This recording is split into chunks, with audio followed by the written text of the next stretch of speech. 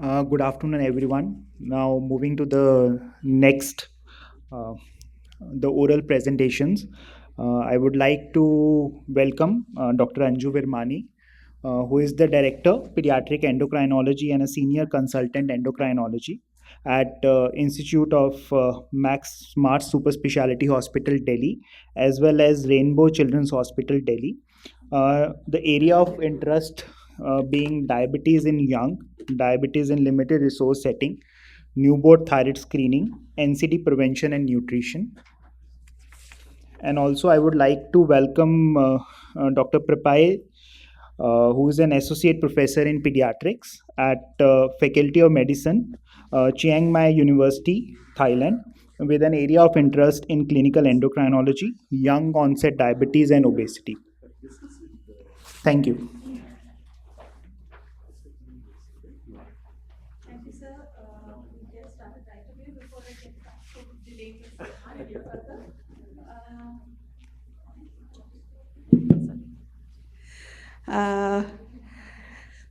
So thank you very much for giving me the honor to chair this session along with my chairperson.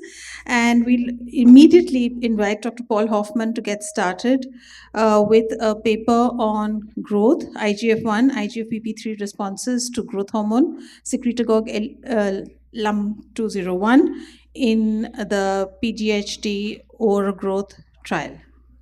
Dr. Hoffman, please. Thank you, Anju. It's a very long title, so I do apologise for that. I'm giving this talk on behalf of Lumos and the Aura Growth 2010 study, of which I'm a co-investigator. Oh, we're up there, good. And it's essentially the 12-month data from a phase 2 study where we're looking at dose responses. And in particular, I want to share with you the growth, the IGF-1, IGF-PP3 responses today. Those are my disclosures, of which I don't have too many. Now, you will all know the hypothalamic pituitary growth hormone pathway, I'm sure. And you have your somatostatin and you have your growth hormone releasing hormone. And when GHRH predominates, you get a stimulation of growth hormone from the pituitary in a pulsatile fashion. Excuse me. You also have these growth hormone secretagogue receptors, which ghrelin binds to. And this can stimulate GHRH and growth hormone independently. So it can increase the amplitude of those natural pulsatile secretion. It can normalize growth hormone levels when they're lower. There's now an oral secretagogue called LUM201, which can stimulate growth hormone release and is regulated by your natural growth hormone IGF-1 feedback mechanisms. So it's looking quite interesting, and it's been investigated further. Now, this medication, this drug, can only work when you've got an intact axis, obviously. So you need to have your hypothalamic pituitary growth hormone axis intact. So it's not going to work if you had septoptic dysplasia or a brain tumor or a genetic problem which blocks that pathway. And one of the ways you can help define that is by using something called a predictive enrichment marker response. And that's where you use a dose of the LUM201 and you look at the IGF-1 and the growth hormone response to that. So if you give them a dose and the IGF-1 increases by more than 30 nanograms per mil, or if you look at the growth hormone that's greater than 5 nanograms per mil, that's considered a positive response. And we know when you look at that, there's over 70% of those patients will go on to have an ongoing positive growth response. And using this predictive enrichment marker effect, it's 100% reproducible, which is very useful. So in this study, we're only looking at those who have the PEM positive. They're responding to LUM1 as a trial dose. And so this is, as I said, a phase 2 dose-finding study. It was split into 4 groups. There was a daily growth hormone injection group and then 3 doses of LUM201, a 0.8, a 1.6, and a 3.2 milligram per kilogram per day group, all of which were around 20 patients. Total was 82 patients. As I said, only the predictive enrichment marker positive individuals were included. They were all prepubertal. They had to be growth hormone treatment naive. And the PEM positive meant you had to have a growth hormone response greater than 5 nanograms per mil, as mentioned, and an IGF-1 increase of more than 30 nanograms per mil. They were all diagnosed with what's called moderate pediatric growth hormone deficiency, which is a growth response to growth hormone stimulation test of less than 10, but generally greater than 5 nanograms per mil. And it was based in 45 trial sites in the US and around the world. The duration of this trial is for 24 months, and I'm showing you the 12-month data today. The primary endpoint was annualized height velocity, and we looked at a number of other markers, of which I'll show you the IGF-1 and BP3 data today. So if we look at the data at 12 months, and if you look at the bar graph on the right to begin with, this is the annualized height velocity at 12 months. And you can see on the x-axis, you've got your 0.8, 1.6, and 3.2 milligram per kilogram per day dose of the LUM-201. And then you've got your recombinant growth hormone. And this is these numbers are your growth velocity in centimeters per year, and this is centimeters per year annualized height velocity on this axis. You can see that there is a slightly higher growth response in the recombinant growth hormone group, although they were a little younger, and because children are younger have higher growth velocity, that may be a part of that effect. But there was no significant difference between any of these growth hormone responses. Previous data, phase 1 data, indicated that there was a plateauing of the biochemical and growth effect between 1.6 and 3.2 milligrams per kilogram per day, and based on that, it was felt by the company and by the investigators that the 1.6 milligram per kilogram per day dose is the one that they will move going forward into phase 3 studies. You can see, looking on the left-hand side of the graph, at the annualized height velocity at 6 months and at 12 months, and that's at baseline and at 6 and 12 months for the 1.6 milligram per kilogram dose, and you see it shows a nice positive response. If we look at those growth velocities for the 1.6 milligram per kilogram dose, they correspond quite well with annualized height velocity using in large growth hormone studies such as KIGS, Genesis, and the IPGHD group. So these are very, very similar over the first year of treatment. Now, one of the things we did show is a biochemical effect of the LUM-201. So this is, again, IGF-1 SDS at 6 months and at 12 months. And these are the groups here. This is the growth hormone, and the growth hormone changed from minus 1.3 to plus 0.2. And after 12 months, it went up to 0.6. If you look at the sequential increasing dose of the LUM-201, you can see a normalization of IGF-1. And similarly, you see the same thing at 12 months. And looking at that, you can say, well, the 3.2 milligram per kilogram dose seems to do better, but you've got to look at free IGF-1. And I think that's where some of that story is. So if we look at the IGF BP3 data, you can see it's similar, but not the same. So if you, again, x-axis, the SDS score for IGF BP3 at 6 and at 12 months, it doesn't really increase so much in that 1.6, and I think that's why the free IGF-1 is probably higher here, and it's probably similar to your growth hormone dose, which has a higher IGF BP3. So even if the IGF-1 level is higher, your BP3 level is higher, and your free IGF-1 is probably similar, and that's why the growth response is similar. If we look at the safety data, this looks very similar to all the other growth hormone studies, I think, that have been published. So there's no meaningful treatment-related serious adverse events, no dropouts due to adverse events, either serious or non-serious. There's no meaningful safety signals, and treatment-related adverse events were very similar. So I think at the moment it's looking really reassuring. So in summary, the LUM-201 1.6 milligram per kilogram dose showed a peak and a plateauing effect, and that's why it's been chosen. The LUM-201 normalized IGF-1 levels at 6 months with a durable effect at 12 months. And one of the things that I think was interesting is there was no drop-off in height velocity, which often is with growth hormone between 6 and 12 months. That was an encouraging sign. And it has a favorable investigational safety profile to date. So in conclusion, 1.6 milligram per kilogram per day is the optimal dose for the phase 3 trial going forward. And this could potentially provide an innovative way to treat moderate pediatric growth hormone deficiency in those who have an intact hypothalamic pituitary gonadal axis. Thank you very much.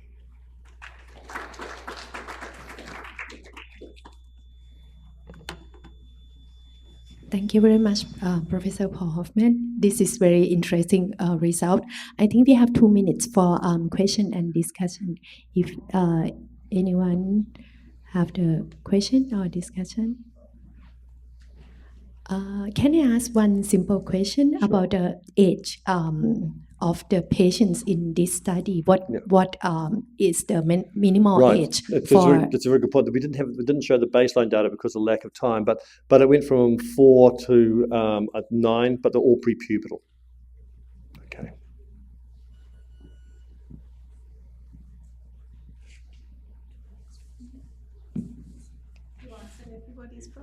Beautiful. Okay, I'm very happy with that.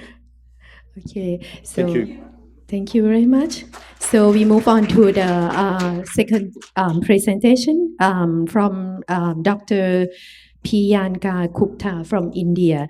Dr. Priyanka Gupta will be giving a presentation. The study entitled Trajectory of Gain in Fat and Fat-Free Mass from Birth to 6 months in term small for gestational age infants, effect on insulin-like growth factor 1 and adiponectin at 3 to 5 years of age. Please, Dr. Gupta. Hi everyone, good afternoon, and thank you APUS for giving me this platform to discuss my research.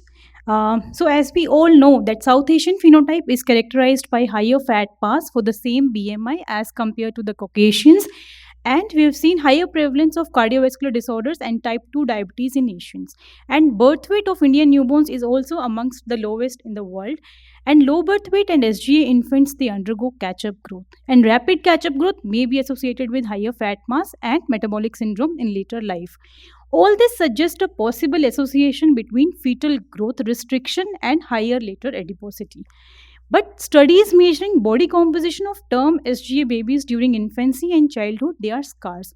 So understanding this particular thing is very important in countries like India, who are facing the dual burden of undernutrition on one hand and obesity on the other hand, with the high prevalence of SGA births. So with this background, we planned our study with the primary objective to study the body composition of term SGA babies at birth, 6 weeks, 10 weeks, 14 weeks, 6 months, and then at 3 to 5 years of age using air displacement plethysmography, and the secondary objective to assess the effect of gain in weight and fat mass from birth to 6 months of age on body composition, stature, and metabolic parameters at 3 to 5 years of age. It was a prospective observational birth cohort study, and it was done at Department of Pediatrics, AIIMS, New Delhi. The duration of the study was 5.5 years. We included babies whose gestational age was more than 37 weeks at birth, and the birth weight was less than 10 centile for gestational age according to Intergrowth 21st Fetal Growth Standards. We excluded babies whose birth weight was less than 1.6 kgs and who had major congenital malformations or any obvious stigma of intrauterine infections. We took anthropometry and body composition was measured using PPOD for all the enrolled babies within 24 to 96 hours of life, and then at 6, 10, 14 weeks, and then at 6 months of age. On follow-up at 3 to 5 years of age, the anthropometry was taken and body composition was measured using BODPOD. Fasting blood samples were taken and stored at minus 80 degrees Celsius for the assessment of serum insulin and IGF-1 levels using ECLIA-based autoanalyzer and adiponectin levels using ELISA method. Since the primary objective of our study was descriptive in nature and there was no previous data on the secondary objectives, so this was planned as an exploratory studies, but we still calculated the sample size to see for the proportion of infants achieving catch-up growth, and the final sample size was 143. And we enrolled 143 babies at birth, out of which 109 could follow up at 6 months of age and 85 babies could follow up at 3 to 5 years of age. So this was the trajectory of body composition from birth to 3 to 5 years of age, which was seen in our babies. I'll explain this with the help of these graphs. So we can see that this green line is showing the trajectory of weight for age Z-scores. This blue line is showing the trajectory of length for age Z-scores, and the maroon line is showing the BMI Z-scores trajectory. So we can clearly see that from birth to 6 months of age, there was increase in both weight and length Z scores, with the maximum rise from 6 weeks to 14 weeks of age. After that, there was slight increase, and then the Z scores declined till 2 years of age, and then they remained constant till 3 to 5 years of age. So this basically shows that till 6 months of age, probably the trajectory of the baby depends mainly on the physiological things and the genetic potential and the intrauterine growth deficit. But after 6 months of age, there are many factors that come into play, including the socio-economic status of the family and the type and the amount of complementary feed which they are starting. So this also suggests that even if the catch-up growth tries to remove the deficit from birth to 6 months of age, poor nutrition after 6 months of age can still lead to growth faltering, which is very important and need to be addressed in these babies. Then if we see the trajectory of body composition with respect to fat mass and fat free mass, sorry, I'll explain it through this table. So here we can see the fat mass and fat mass index gain. So here we can clearly see that from birth to 6 months to 6 weeks of age, there was 3 times increase in fat mass percentage and fat mass index, and then there was a slight increment till 14 weeks of age, and then it remained constant till 6 months, and then there was a decline till 3 to 5 years of age.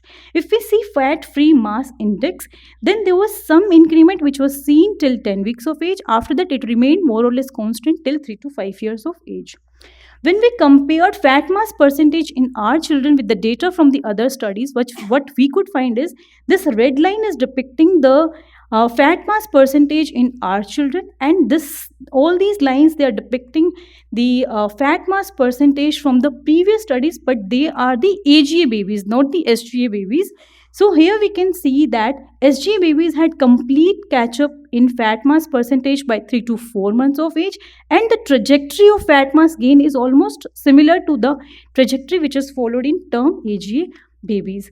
When we saw the effect of gain in weight from 0 to 6 months of age on body composition and metabolic parameters at 3 to 5 years of age, what we could find is that gain in weight from 0 to 6 months had a significant positive correlation with weight Z scores, BMI Z scores, fat mass percentage, and fat mass index at 3 to 5 years of age.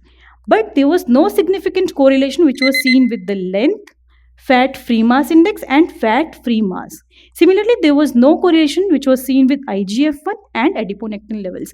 One point here I would like to make is that there was a negative correlation which we saw with respect to the serum insulin levels, but it is difficult to interpret this data at this particular point of time because the serum insulin levels, we all know, it depends upon the fasting versus the fed state of the baby, and it is very difficult to ensure fasting at 3 to 5 years of age, although we try to make sure from our side that the babies were cold in the fasting state.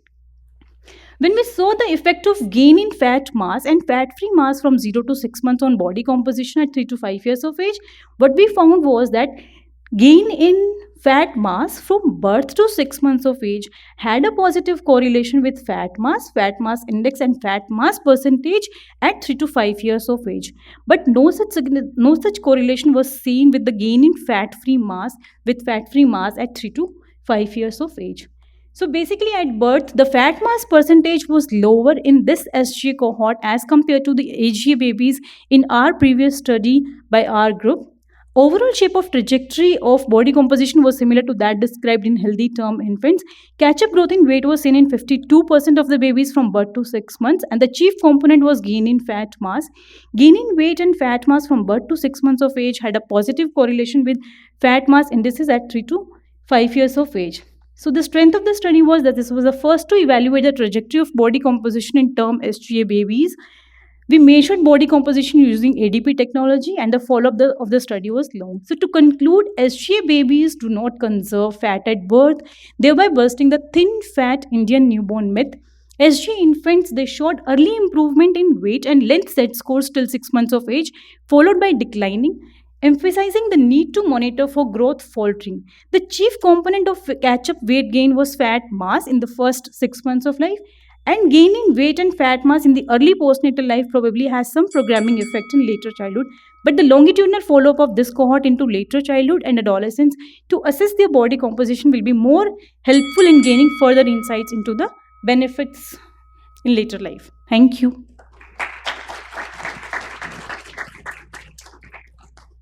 That was lovely, Priyanka. Any questions? Thank you. That was a really elegant study. What would have been so helpful is if you'd had your own control group to be able to compare the changes in body composition in a control group. And we know that in AGA children, we've got our own data that shows that if you've got early rapid infant weight gain, there's a great preschool adiposity, which you kind of described in the SGA group. So having an AGA group really helps dissect out the significance and contribution of SGA. Yes, basically, if we see the body composition of AGA versus SGA babies, definitely it will contribute if you assess, because we want to see that we say that the small for gestational age babies, they have a programming effect. The intrauterine growth restriction has a programming effect, and it basically shapes your body to your later. It increases. Just be careful when you say that if you see the same sort of phenomena in AGA infants, then you can't say that it's SGA programming. I suspect that there is a layer of SGA on top of AGA, but you just want to understand the contribution of SGA beyond what happens in AGA infants. Yes, sir. So again, the same thing, sir. But what we wanted to see is that whether actually there is any programming in SGA babies or not, or so that's what we wanted to see. But we saw that there was some programming because at 3 to 5 years of age also the fat mass was affected by the delta gain in fat mass from 0 to 6 months of age. Just a quick comment. So you had gain in fat mass and fat mass percentage, and this programmed for later fat mass accrual at 3 to 5 years Yes. of age is what you said. But then it does not affect the metabolism in any way. So is there any significance? You cannot say it's programming because No, it did not difficult have to any say, ma'am. metabolic effects in your Yeah. cohort which was observed. So all that you can say is there's a fat mass accrual. Yes, ma'am. that's all. Yes, ma'am. Definitely, ma'am. Because it is difficult to say through our study also that there is some programming that we are not definitely commenting as of now, because we also want to follow up this cohort later on again at maybe 10 years and 12 years to see actually what the body composition will be. Because at this particular point of time, we also can't say. Thank you, Priyanka. That was lovely. We'll now move on very quickly so that we can save some time to a paper by Dr. Ashima Dabas, Maulana Azad, India. Growth hormone stimulation test and final adult height outcomes in children with short stature. Ashima, all yours. Good afternoon, all. So I'll be presenting this paper on the performance of growth hormone stimulation test and final height prediction in children who presented with short stature. So as we know that the diagnosis of growth hormone deficiency is actually putting a puzzle together, and knowing that a normal GH value of what would be normal for a population might still not be really clear, we have been using varying cutoffs for peak GH to ascertain what would be a growth hormone deficiency for us. And we also have, to fall back, we have good growth prediction models where we understand that the lower peak GH at baseline, lower height SDS would imply a better height gain on treatment, and probably that would also translate to a better final adult height. However, whether that data as to what we ultimately achieve by treating and by seeing all these figures is still limited in information from the Indian setting. So the objective of the study was to study the association of final adult height in children who presented with short stature in relation to the peak growth hormone levels on growth hormone stimulation test, and to determine the final adult height outcomes in GH treated and the untreated groups. So this was a retrospective record review of children who had presented with short stature at All India Institute of Medical Sciences between January 2003 to March 2023. That was almost a 20-year period data.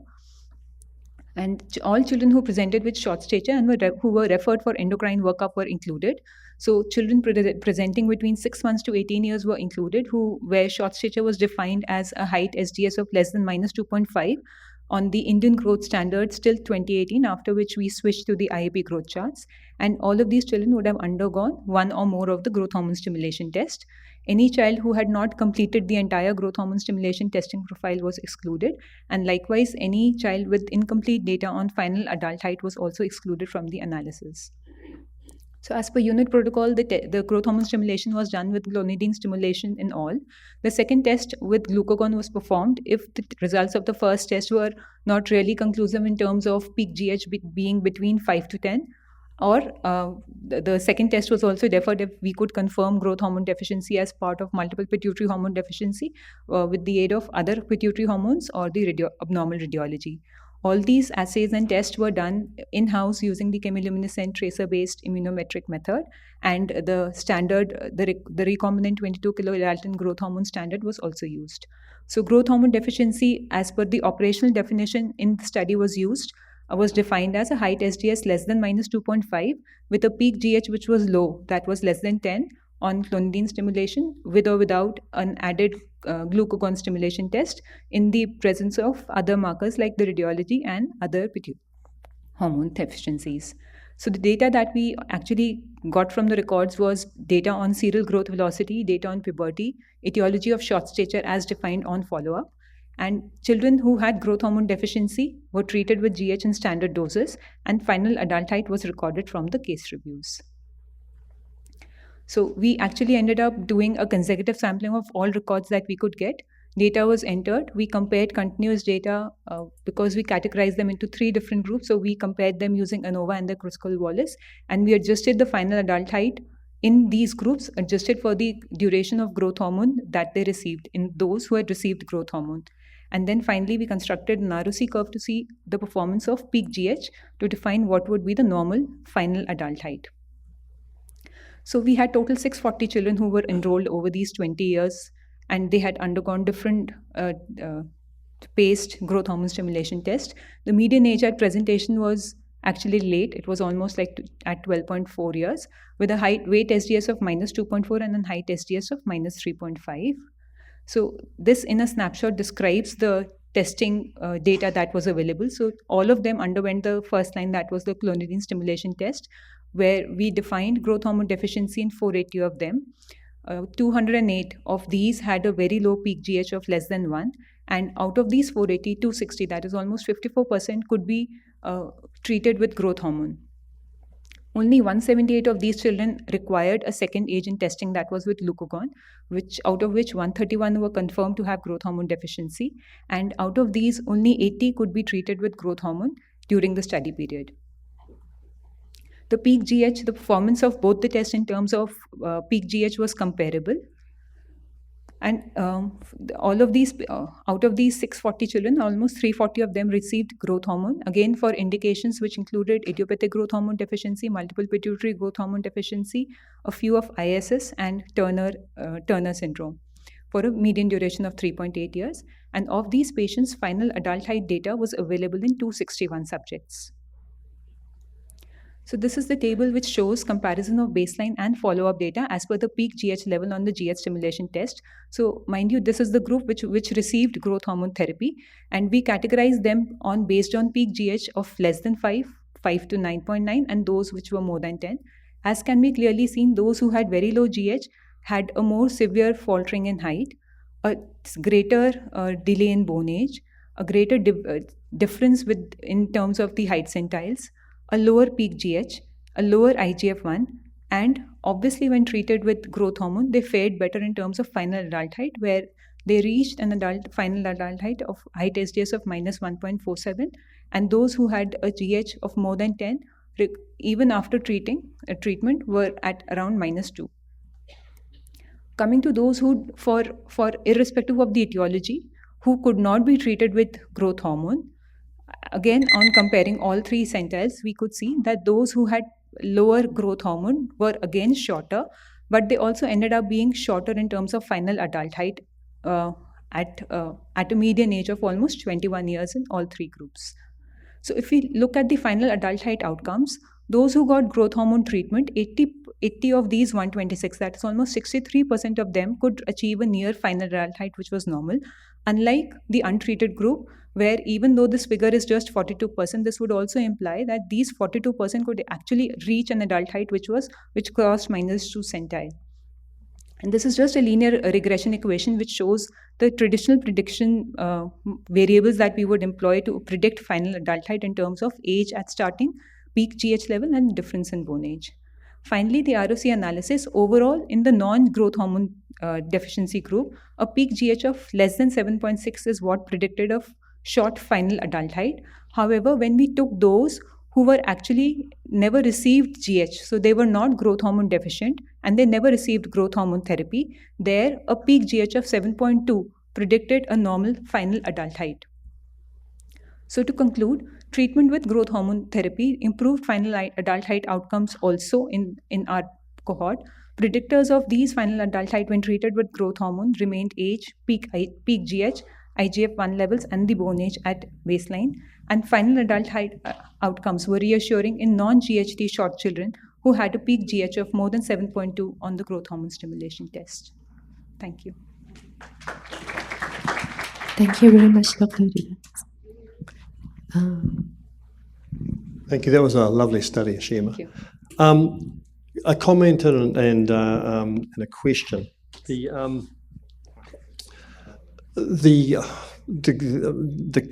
comment is about the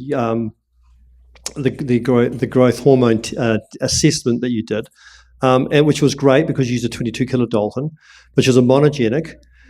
The standard of 10 or less than 10 or less than 7 came from polygenic serum. Okay. And when they went to 22, the numbers had to drop by definition. The other thing that happened is that when you use the columns, the growth hormone binding protein doesn't dissociate with the growth hormone in enough time, so it drops it even further, which makes it much closer to 5 than to 10, and that's what your data is showing. You're seeing 7.2, they're normal. So I think it's just demonstrating that we should be changing our cutoffs down to 5. The question I had is around compliance and about how many received growth hormone for that whole time, because they had to pay for it, correct? So do you have any data on that? So I have not put that up. I just adjusted that for this analysis in terms of duration. But yes, I do have data, and almost, I think, 60% of them could complete the first 2 years. And after that, the numbers who completed the further years were further less. Thank you. Congratulations on the presentation. I have one question. Priming, any idea about what priming was done? So priming, we were not doing as per unit policy till I think 2015 or 2016. And only after that, after the data from the PES group came, we now have started priming. So I have not depicted data on terms of pubertal induction, maturation, so all that, and etiology-wise for the sake of presentation. But yes, we do have that data to see what. The reason I'm asking this, if you see the group 2, the bone age is not that delayed. And if you haven't primed them, then perhaps we are looking at constitutional delay. Yes. And second thing was the treatment dosage. Was it uniform or how did you? So they were standard doses. I'm not saying only 0.25 to begin with. Probably we could have started using even doses of 0.20 milligram per kg. But yes, within standard doses, we didn't have to use doses higher than 0.33 milligrams for any child. Thank you so much. Thank you very much. We move to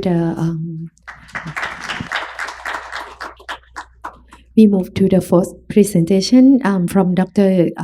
Kesin Yu from China, joining us online. The title of her talk is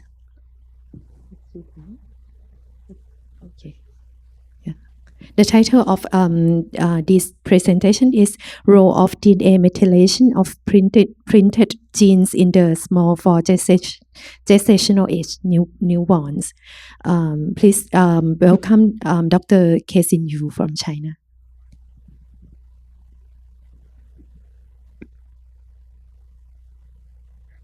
Good afternoon. I'm Kesin Yu in Shanghai, China. Today, my topic is Role of DNA Methylation of Imprinted Genes in Small for Gestational Age Newborns.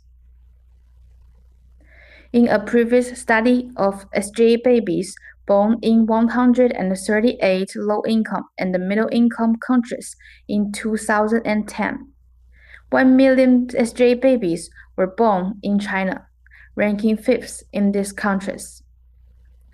SJ newborns will face kinds of comorbidities such as growth retardation, and metabolic syndrome in adulthood. About 10% of SGA newborns fail to show catch-up growth and remain short in adulthood.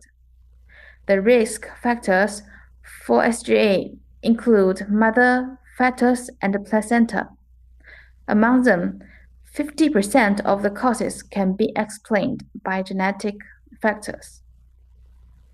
As we can see in this table, many growth-related single-gene diseases and chromosome abnormalities can lead to the development of SGA. And some imprinting disorders with SGA phenotype, such as Severusel syndrome and the Prader-Willi syndrome, had also been revealed in epigenetic studies.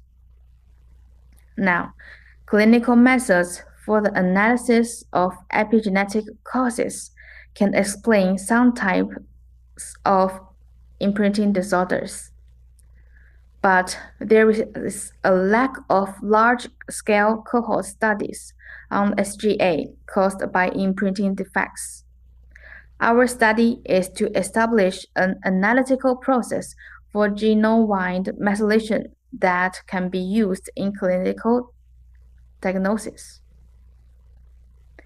In our previous study of SGA, 12.2% SGA newborns were positive in WAS.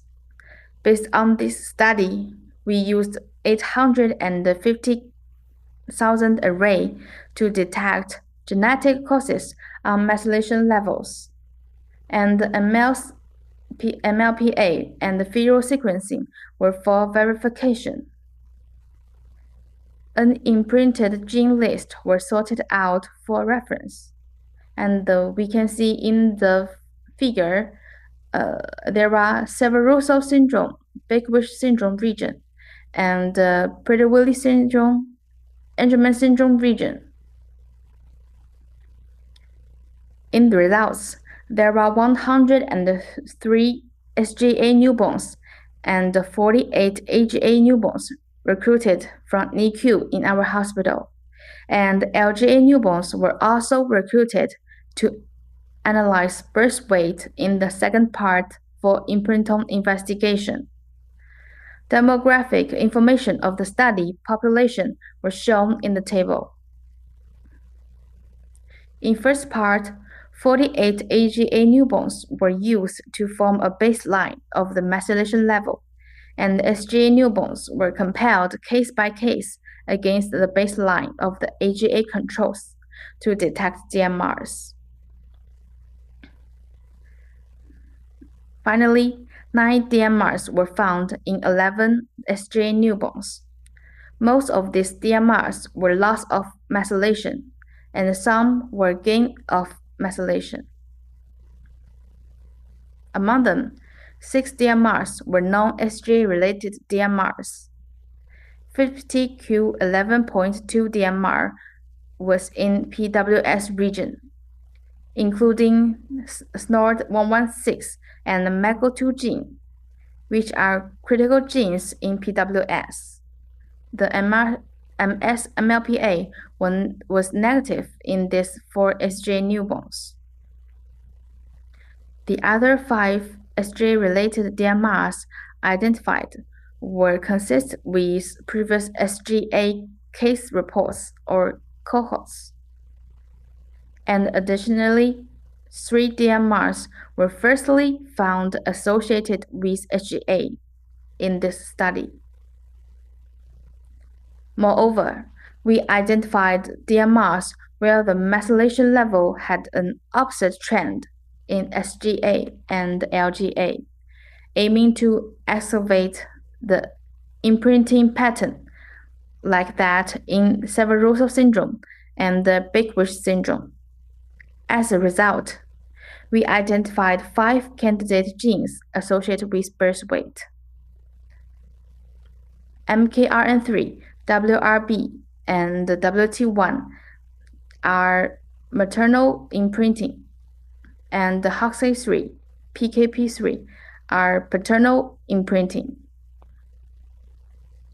And in MGI database, These 5 genes were all related to mouse growth, size, and body phenotype.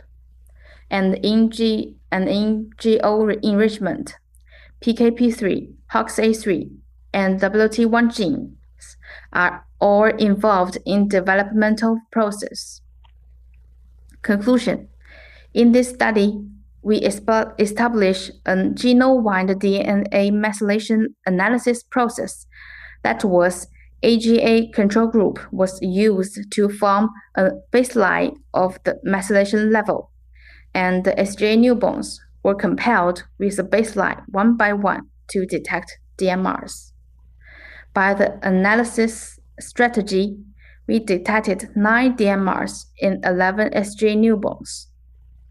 Moreover, 5 genes were targeted as candidate genes related to neonatal birth weight, which needs more functional experiments. Prospect: it is necessary to expand the sample size to prove the reliability and improve the methylation analysis process, and to explore the possibility of applying genome-wide methylation analysis to detect imprinted gene diseases in clinical practice to achieve accurate genetic diagnosis. These are our team members. That's all. Thank you.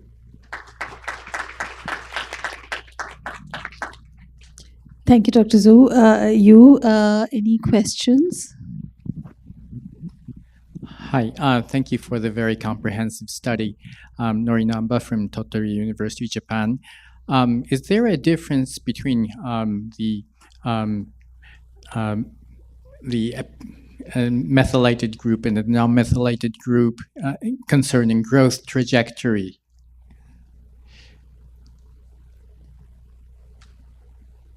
I can't hear. Oh, Sorry.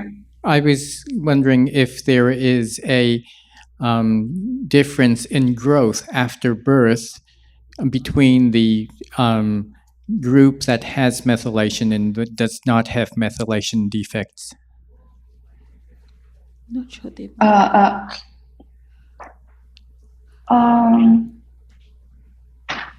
Did they monitor growth at all? I don't think there's any growth data that was being measured. Well, so I'm asking. Sorry, I can't understand. Is the methylation the method some questions or was there any growth data for these children later? Did you monitor their growth? Did you monitor growth after birth? No, I'm not sure. Okay. I'm sorry. Do you have growth data of these children who have DNA methylation and who don't have the methylation defect? Do you compare the growth of these two groups?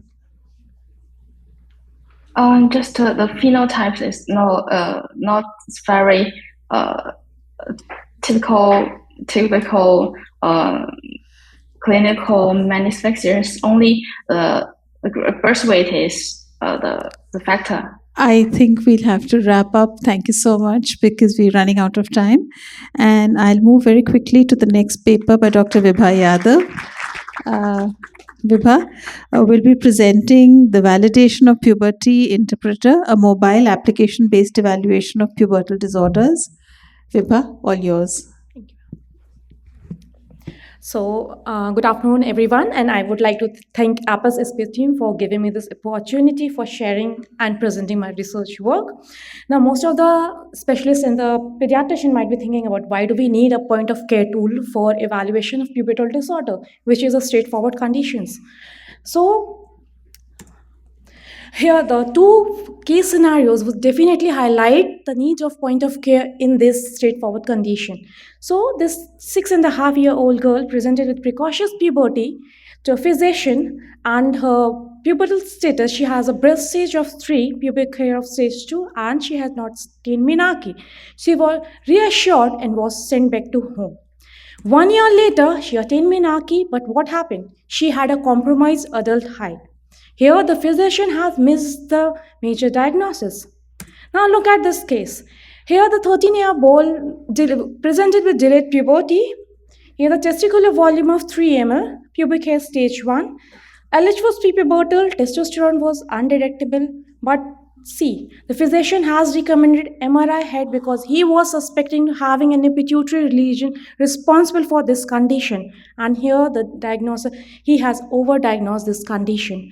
So pubertal disorders could be missed as well as missed.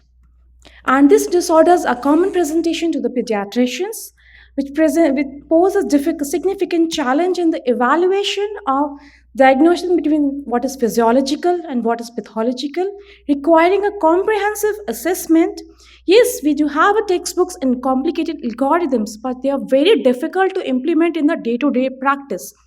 And due to availability of specialists, limited specialists in the resource poor settings, it further enhances the problem and leading to misdiagnosis and unnecessary workup. This problem has been highlighted by our study done at own center, which highlights the need of point of care tool, where 67 subjects who presented to us with pubertal concerns, 26 were normal. And 15 subjects presented so late due to misdiagnosis by the periphery physicians that nothing could be done. And this was devastating. The similar evidence was supported by this international study. So we have available resources in the form of complicated algorithms, which are very complicated and time consuming, and traditional lots of textbooks on endocrinology, but they are cumbersome to use and impractical to use in day-to-day practice. So to address this, we decided to develop an innovative tool that would integrate the knowledge of both algorithm and the textbook. And what could be a better option in this era of technology? We developed a mobile application for this. Our team has already developed a number of point-of-care tools in the pediatric endocrinology for the evaluation of growth failure, diabetic ketoacidosis, and the bone age assessment. It encouraged us further for the development of an integrated and comprehensive point-of-care tool that could be used by the non-experts, the pediatricians, and it would give an instantaneous guidance. So with the aim of this, we decided to conduct a study to develop and validate puberty interpreter. It is a mobile application-based evaluation of pubertal disorders.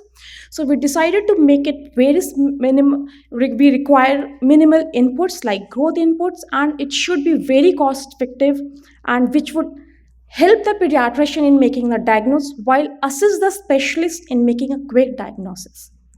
So we have used the algorithms which are based on the validated this guidelines and along with the clinical practices. So there are separate logics for the precocious and the delayed puberty in girls and boys. And this puberty interpreter is a user-friendly one which requires the inputs of growth, bone age, and the pubertal status. The pubertal status has to be entered by the selection of specific images, and it would give an instantaneous result on a single click. It would give the interpretation and as well as guide for the further investigations and the management as well. So coming back to the case of the 6.5-year-old girl, let's see if the physician had used this interpreter, what would have the outcome. Sorry, this is not. Yes.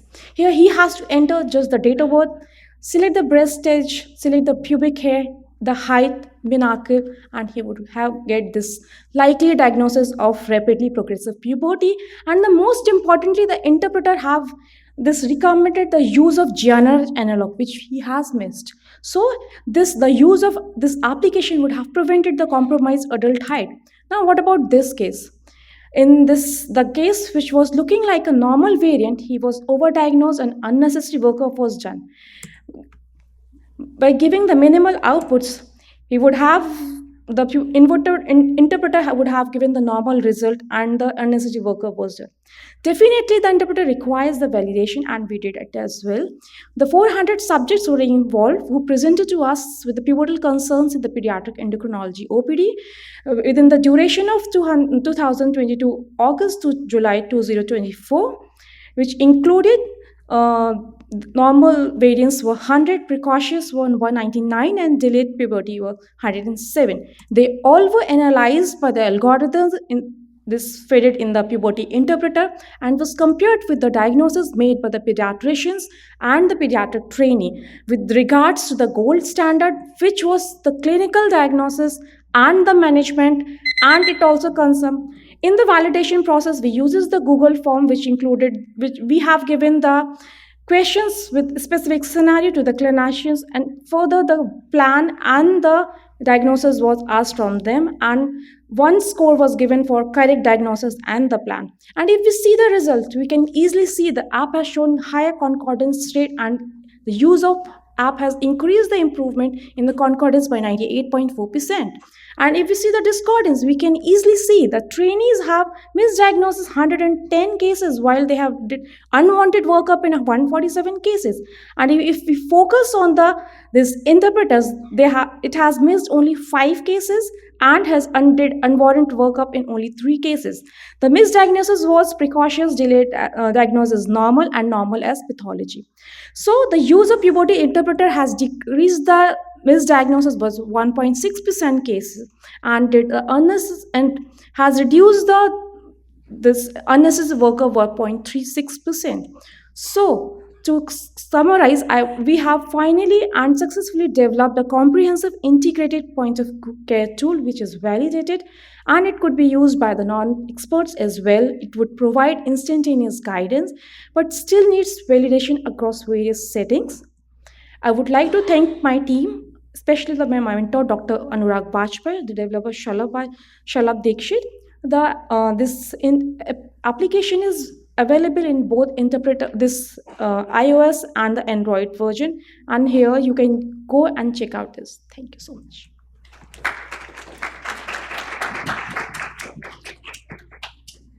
Thank you, Vibha. Any questions? Yes, Dr. Rico. Nice talk. Thank you. I'm Reiko Horika from Tokyo. My question is on the misdiagnosis and the overdiagnosis, if it's there. Are there any misdiagnosis with the lipomastia, with the breast tenacity or something? If we talk about the just interpreter or just the trainee that they have diagnosed the misdiagnosis, or you are asking about the interpreter has misdiagnosed the lipomastia as the misdiagnosis that the interpreter has done was this central or this rapidly progressive was diagnosed as slowly progressive because of some bone age issues, and especially as you were saying lipomastia. Yes, in one case the lipomastia because some of this due to the wrong inputs that the lipomastia was diagnosed as a B2 stage, and the person who was using this app, if the wrong inputs are given, that it could lead to the misdiagnosis as well. And one more question is that for the boys. Yes. Do you have any the testicular measurement of the boys in the program? Testicular measurement? Yes, we do have, ma'am. We have to select the testicular. We do it by the examination. We give it to the interpreter, testicular volume, along with the pubic hair. We do it. We enter it. So how do you make sure that the correct information is put into the interpreter? Because if the person who's measuring the testicular volume does it wrong, or looking at the breast development does it wrong, and you said maybe pictures are taken and fed into it, if the family refuses to allow pictures and garbage in, garbage out. Yeah, ma'am. Actually, these pictures, we do not take the pictures. The pictures are already in the app. We just compare it. If we have examined the boy and it is 4 ml testicular, the testicular volume has to be written. It's 4 ml. So my question, my question was, if it's wrongly interpreted, what do you do? Definitely, ma'am. If anybody has entered wrong information, the result would be wrong. It is manual error. No one can prevent it. Not even the app, not even the AI, nothing. Thank you very much. So we will come to the last presentation from. Thank you. The last presentation from Dr. Yiling Kui from China. The title of this talk is aromatase inhibitors combined with human growth hormone treatment for idiopathic short stature in male adolescents, letrozole versus anastrozole.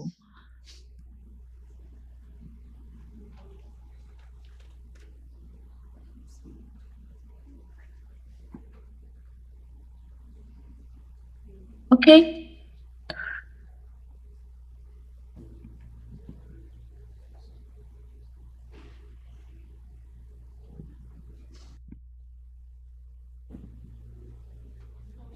Good afternoon. Today I will share a prospective clinical trial titled Aromatase Inhibitors Combined with RGH Treatment for Idiopathic Short Stature in Male Adolescents, letrozole vs anastrozole. Physiology of growth in puberty. In normal physiology, one side of puberty is driven by increased activity of the gonadotropin-releasing hormone, pathol generator, and a complex interplay of hypothalamic peptides. Growth hormone production rates more than double during hormone puberty, with the consequent increase in IGF-1, in conjunction with sex steroids and insulin, which also increase physiologically in this period. These hormones produce an anabolic cocktail that results in rapid linear growth. Sex steroids do effects on growth. Sex steroids have a dual effect on growth, stimulating rapid growth and increased growth hormone production in puberty, but are also principally responsible for fusion of the growth plates in both males and females. The red arrow represents the negative impact of continued estrogen exposure on growth, eventually fusing epiphyseal growth plates at the end of puberty. Etiology of short stature. Researches on short stature in puberty often focus on both physiological and pathological causes. One common condition is idiopathic short stature, which includes two main groups, familial short stature and constitutional growth delay. Another important cause is growth hormone deficiency. Treatment options for growth retardation in puberty. We often face the dilemma of what to do when seeing not infrequently for the first time a growth retarded patient, or shorter than 2 SDS for height, who is well in the midst of puberty. Once proper diagnosis is established, considering intervention with a growth-promoting agent becomes challenging as the time window for linear growth is also closing. In patients with growth hormone deficiency and those with idiopathic short stature, there are therapeutic choices to be considered discussed below. One is aromatase inhibitors. Two is high-dose growth hormone. Three is separation of puberty with gene RH analogies plus growth hormone. The impact of aromatase inhibitors monotherapy on linear growth. After reviewing the relevant literature, we found that the third-generation AIs are effective in slowing down bone age advancement and improve adult height prediction, but the availability of long-term data is extremely limited. Aromatase inhibitors are used off-label to treat short stature. So, to compare the efficacy and safety of long-term treatment with letrozole and anastrozole in adolescent idiopathic short stature, we collected data from 105 adolescent boys with idiopathic short stature and large bone age from 2017 to 2023. We divided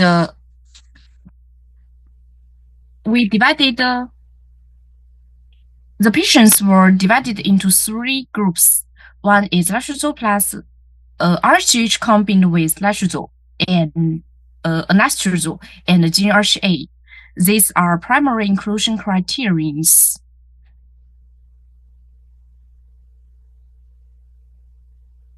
Variation of bone age, predicted height, and final adult height in 3 groups.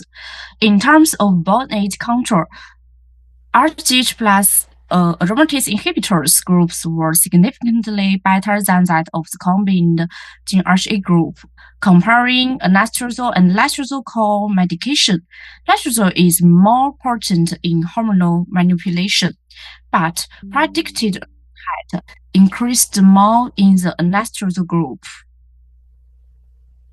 Comparison of the height velocity in 3 groups. The height velocity of the RGH combined with aromatase inhibitors group was higher than that of the GnRHA group. The height velocity of the anastrozole group remained a high level during the treatment.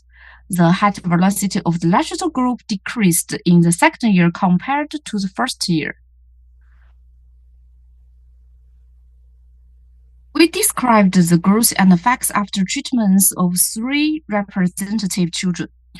The results tend to be best for anastrozole.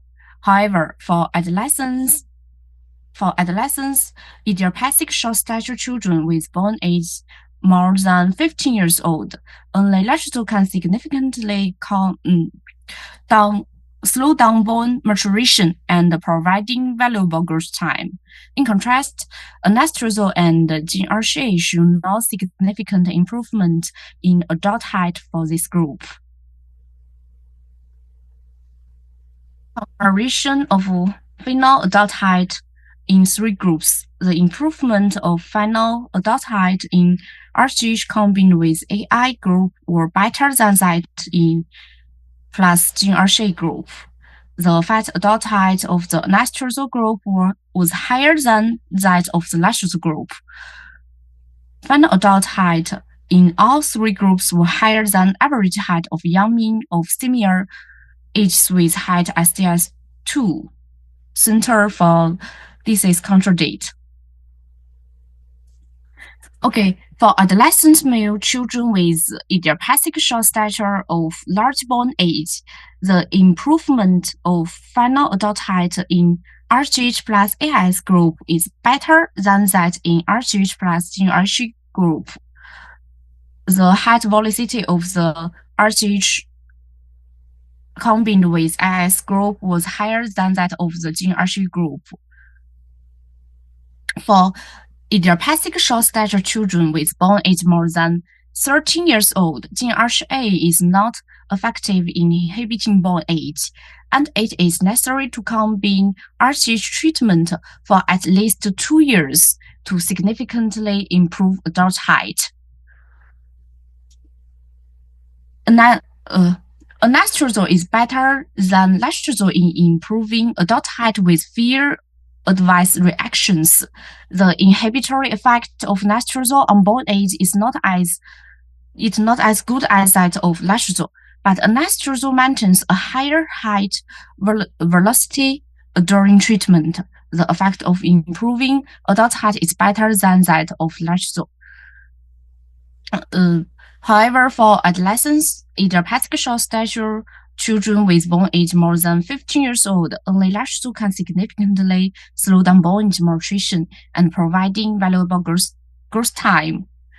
Follow-up results indicated that most children experienced mild adverse effects, which resolved or improved after discontinuing letrozole or switching to anastrozole. That's my reporter. Thanks for your attention.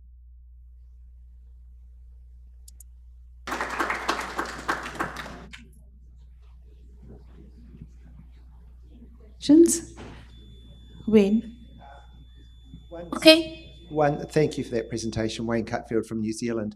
Did you measure testosterone levels in the AI groups? In other words, yes. How high did the testosterones get to? Yeah. Paul said higher than mine, and I think he's right. Could you hear the question? We also, sorry. Our study also paid attention to the safety to long-term application of AIS. Common adverse reactions of aromatase inhibitors include hypertension, georgianism, memory impairment, low high-density lipoprotein cholesterol, and astrology. But we found anesthesia shows fewer adverse reactions than letrozole. And so you measured testosterone. We stop. If we stop letrozole, this adverse effects will disappear. Yes. Dr. Wayne is asking, may I interrupt? Could you just listen? Was testosterone measured? I am not sure she can hear. Hello. Yeah, it was a very nice presentation. So my question is to you regarding the duration of the growth. Because if we are giving the GnRH analogs, then we are suppressing the puberty. So might be after stopping the GnRH analogs, there will be the time periods for the growth. Sorry, please pardon. Yeah. So my question is related to the duration of the growth. While we are giving GnRH analogs, in that case, puberty has been suppressed. So might be they have a low growth initially, and after the stopping of GnRH analogs, they might be grow taller after that. So is it the same finding that you have seen? No, I can't hear questions. Yeah. I think we should just call it a day. I'm sorry because we're running all out of time. We're 7 minutes over time already. So I'll hand back to the...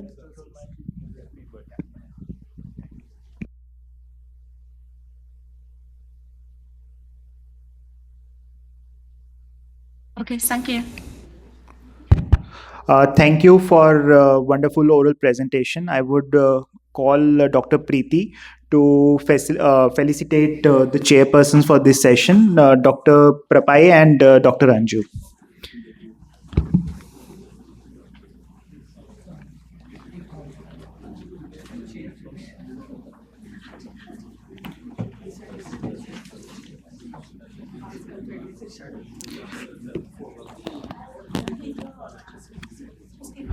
And also we will break for tea, and I would request everyone to please have a look at the posters which are there in the downstairs in B1, so as to encourage our young students who are in doing pediatric endocrinology. Thank you.